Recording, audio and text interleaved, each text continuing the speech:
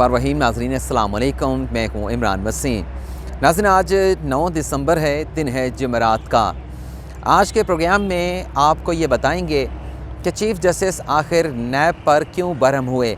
और किस मुकदमे की समाअत के दौरान जज साहबान की जानिब से आखिर कौन से सवालात पूछे गए जिनका जवाब देते हुए नैब की चीखें निकल गईं और ये चीखें क्यों निकलीं, और एक ही मुकदमे में साबिक़ सदर आसिफ अली ज़रदारी और साबिक़ वज़ीर आज़म नवाज़ शरीफ को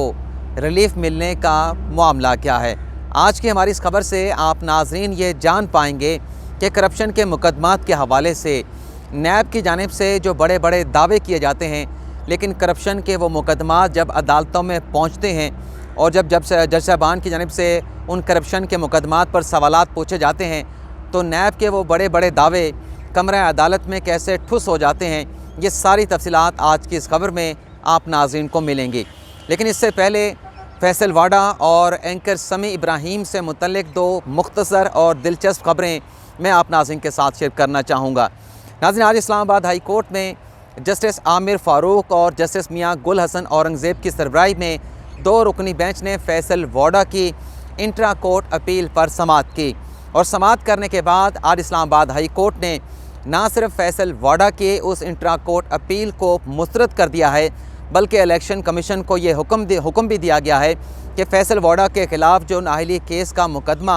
इलेक्शन कमीशन में चल रहा है, उस केस का जल्द अज जल्द जो है वो फ़ैसला किया जाए। आज जब कमरा अदालत में अदालती कार्रवाई का आगाज़ हुआ तो आज कमरा अदालत में फैसल वाडा साहब भी मौजूद थे और उनके जो मरकज़ी वकील हैं हसनैन अली चौहान, वो भी आज अदालत में पेश हुए। अदालत की जानिब से जस्टिस आमिर फ़ारूक की जानिब से फैसल वाडा साहब के वकील से ये सवाल पूछा गया कि इस केस में ये जो नाअहली का केस है, जो बयान हल्फी की बात की जा रही है, जिस पर इलेक्शन कमीशन तहकीकात कर रहा है, ये बयान हल्फी जो है सुप्रीम कोर्ट के अहकामात की रोशनी में कागज़ात नामजदगी के साथ जो है वो फैसल वाडा की जानिब से इलेक्शन कमीशन में जमा करवाए गए थे। लेकिन ये जो बयान हल्फी है, इस पर अगर इलेक्शन कमीशन में कोई कार्रवाई चल रही है, नाअहली का अगर कोई मामला है, तो इस कार्रवाई को इलेक्शन कमीशन की इस प्रोसीडिंग को फैसल वाडा साहब क्यों रुकवाना चाहते हैं।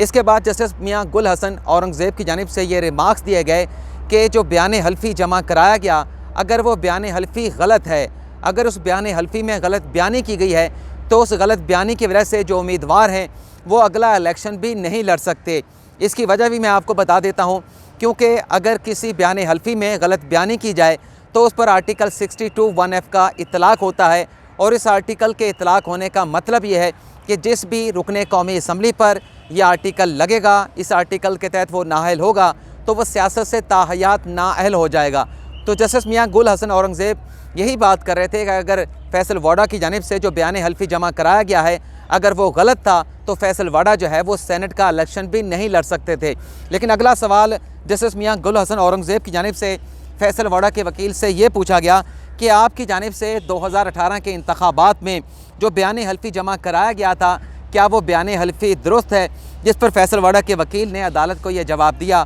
कि हमारा 2018 के इलेक्शन में जमा कराया गया बयान हल्फी जो है वो बिल्कुल दुरुस्त है। जिस पर जस्टिस आमिर फ़ारूक और जस्टिस मियां गुल हसन औरंगज़ेब की जानिब से फैसल वाडा के वकील से ये कहा गया कि अगर आपका बयान हल्फी दुरुस्त है, आपने दुरुस्त मालूमात जो है अपने बयान हल्फी में दर्ज की थी, बयान की थी, तो फिर आपको डर किस बात का है, आपको खौफ किस बात का है। इलेक्शन कमीशन में आपके बयान हल्फी से मुतल्लिक जो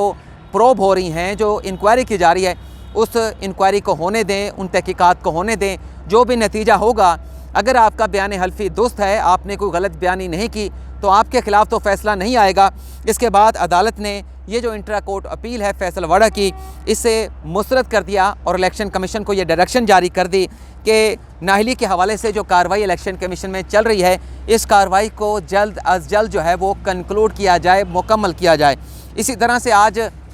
इस्लामाबाद हाई कोर्ट में जो एंकर समी इब्राहीम साहब हैं, जिन्होंने फवाद चौधरी की नाअहली के हवाले से इस्लामाबाद हाई कोर्ट से रजू कर रखा है, इस केस की पहले भी 2 से 4 समातें हो चुकी हैं। लेकिन आज इसमें डेवलपमेंट ये हुई और लगा यह है कि शायद इस्लामाबाद हाई कोर्ट से एंकर जो समी इब्राहीम है वो मायूस हो गए हैं, क्योंकि चीफ़ जस्टिस अतर मिन्नल्लाह की सरबराही में आज जब इस केस की समाअत का आगाज़ हुआ तो सभी इब्राहीम के जो वकील हैं उन्होंने अदालत में पेश होकर ये बयान दिया है समी इब्राहीम के बिहाफ पर कि हमारी ये जो नाअहली का मुकदमा है फैसल वाडा के ख़िलाफ़, इसे हम वापस लेना चाहते हैं। अदालत ने उनसे सवाल पूछा, चीफ जस्टिस अतर मिनल्ला ने, कि आप नाअहली का केस क्यों वापस लेना चाहते हैं। तो वकील की जानिब से चीफ जस्टिस को ये बताया गया कि मुझे तो मेरे मौक्किल ने सिर्फ इतनी हदायत दी हैं कि इस केस को वापस ले लिया जाए। और इसके बाद वकील ने यह भी बताया कि ये हदायत देने के बाद समी इब्राहीम साहब जो हैं वो लाहौर को रवाना हो गए हैं। अदालत ने फिर सवाल पूछा तो वकील ने कहा कि मेरे पास जो हदायत हैं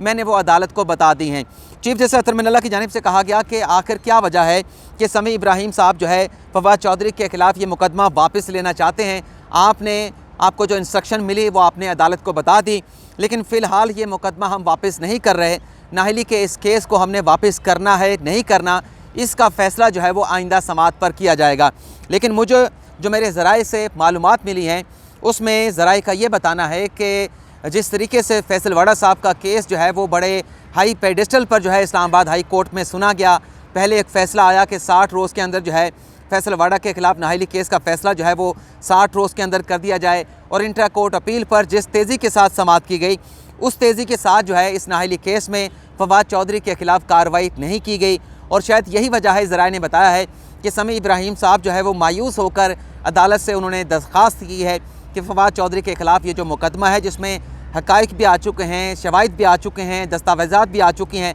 जिससे ये पता चलता है कि फवाद चौधरी की जानिब से जो अपने डिक्लेरेशन दिया गया था असासों के हवाले से उसमें गलत बयानी की गई है। कुछ ऐसी अराज़ी थी, एग्रीकल्चर लैंड थी जिसे डिक्लेयर नहीं किया गया। लेकिन ज़रा ये बताते हैं कि फवाद चौधरी साहब अपना समी इब्राहीम साहब ने मायूसी की हालत में आज अदालत के रूबरू अपने वकील के ज़रिए स्टेटमेंट दे दिया है कि हम ये नाअहली का मुकदमा नहीं लड़ना चाहते। और ज़राए ने इस बात को भी कन्फर्म किया है कि फवाद चौधरी और समी इब्राहीम के दरमियान कोई समझौता नहीं हुआ, किसी किस्म का कोई पैचअप भी नहीं हुआ। अब देखना ये होगा कि आइंदा समाअत पर जब इस केस की समाअत होगी तो क्या समी इब्राहीम अदालत में ख़ुद पेश होकर क्या दोबारा से अपना यही मौक़िफ़ जो उन्होंने वकील के ज़रिए आज अदालत में दोहराया है और इस केस को वापस लेंगे, ये आइंदा समाअत पर पता चल जाएगा। आज की हमारी जो पहली ख़बर है कि चीफ जस्टिस आज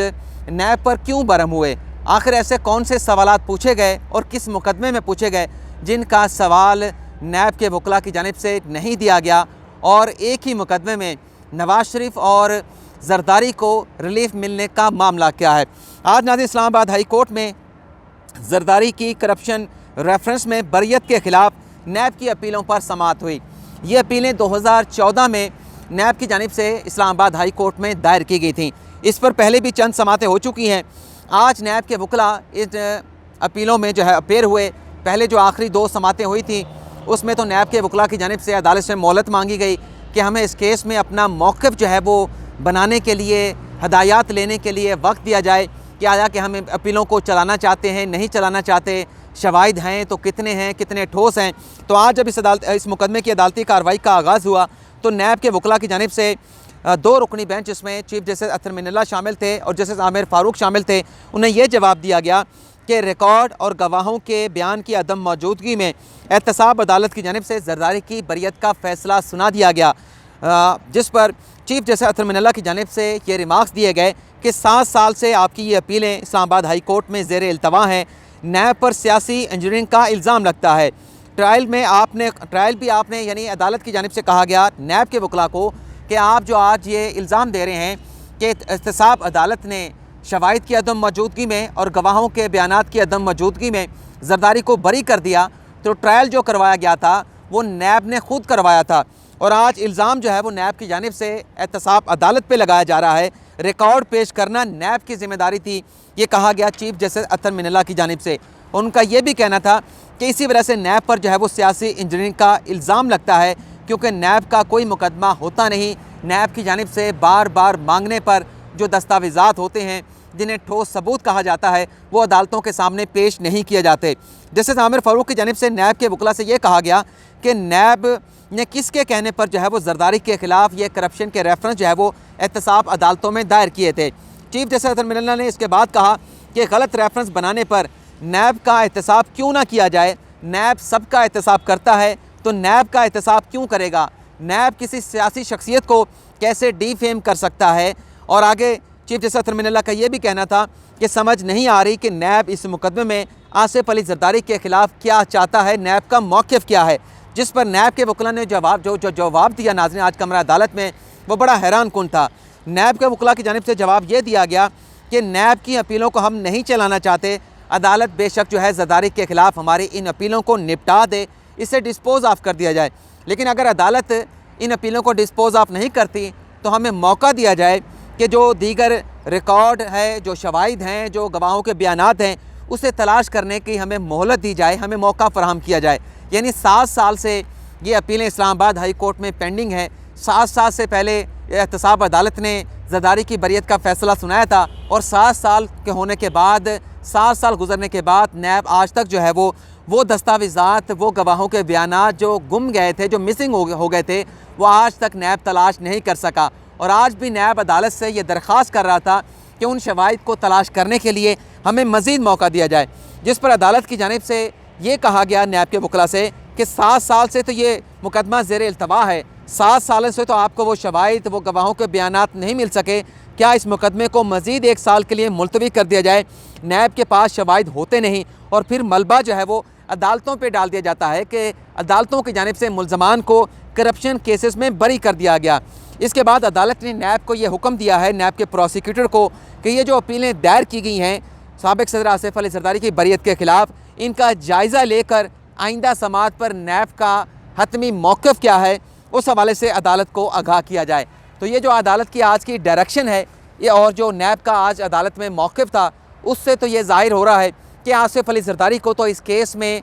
रिलीफ मिल जाएगा। नैब की ये जो अपीलें हैं ये सस्टेनेबल नहीं लगती, ये काबिल समाअत नहीं लगती, क्योंकि अदालत बार बार दस्तावेज़ात की बात कर रही है, शवाहिद की बात कर रही है। लेकिन आज भी नैब जो है वो अदालत से वक्त मांग रहा है कि हमें उन शवाहिद को तलाश करने के लिए, उन मिसिंग गवाहों के बयानात को तलाश करने के लिए मौका दिया जाए। तो अगर इस केस में ये जो डायरेक्शन जारी की गई है, इसका बज़ाहिर ऐसा लगता है कि असर जो है वो नवाज शरीफ के केसेस भी पड़ेगा। जो फ्लैगशिप रेफरेंस में अरशद मलिक की जानिब से नवाज शरीफ की बरियत की गई थी और उस बरियत के ख़िलाफ़ जो अपील जो है वो नैब की जानिब से दायर की गई थी, लगता है कि इस केस की कार्रवाई का नैब की उस अपील पर भी जो है वो असर पड़ेगा। क्योंकि आज जज साहबान की जानिब से ये रिमार्क्स भी दिए गए हैं कि नैब अदालतों का वक्त ज़ाया करता है और ऐसी अपीलें जो सस्टेनेबल नहीं होती, जिससे नैब को रिलीफ नहीं मिल सकता। रिकॉर्ड पर चीज़ें वाज़े होती हैं कि नैब का मुकदमा बनता नहीं है, लेकिन उसमें अपीलें दायर कर दी जाती हैं। तो ये जो रिमार्क्स हैं, इससे जो हमने रिकॉर्ड देखा है, जो फ्लैगशिप रेफरेंस को देखा है, जिस तरीके से अरशद मलिक ने उस केस में नवाज शरीफ को बरी किया था, लगता यह है कि नवाज शरीफ के ख़िलाफ़ वो जो अपील है नवाज शरीफ की फ्लैगशिप रेफरेंस में बरियत की, वो अपील भी आगे चल के जब भी उस पर समाअत होगी नैब को शायद वो अपील भी जो है वो अदालत से वापस लेना पड़े। और वैसे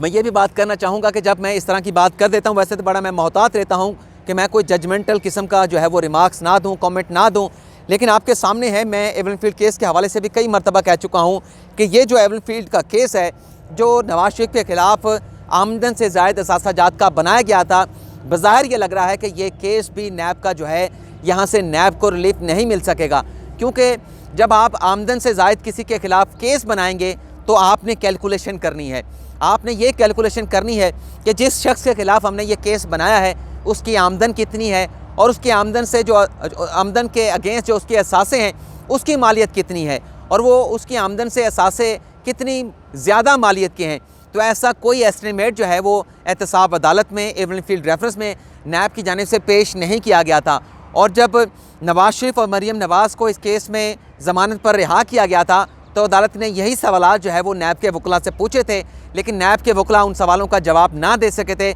जिसकी वजह से अदालत ने नवाज शरीफ और मरीम नवाज़ को ज़मानत पर रिहा कर दिया था। ये एक परसेप्शन है, कोई अल्टीमेटली मेरा कोई जजमेंट नहीं है, लेकिन जो चीज़ें हमने सुनी हैं, अदालत में देखी हैं, उसके तनाजुर में ये चीज़ें मैंने आपके साथ शेयर की हैं। लेकिन ज़ाहिर सी बात है कि फ़ैसला जो करना है वो अदालत ने करना है, चाहे वो जरदारी के ख़िलाफ़ केसेस हों, चाहे वो नवाज शरीफ और मरीम नवाज़ का एवन फील्ड रेफरेंस हो या उनकी अपीलें हों। तो ये नाज़रीन आज की हमारी तफसीलात तीनों ख़बरों के हवाले से। उम्मीद करता हूँ कि आपको आज का हमारा ये प्रोग्राम पसंद आया होगा। अल्लाह ताला आपका हामी और नासिर हो, अपनी दुआओं में याद रखिएगा। अल्लाह हाफिज़।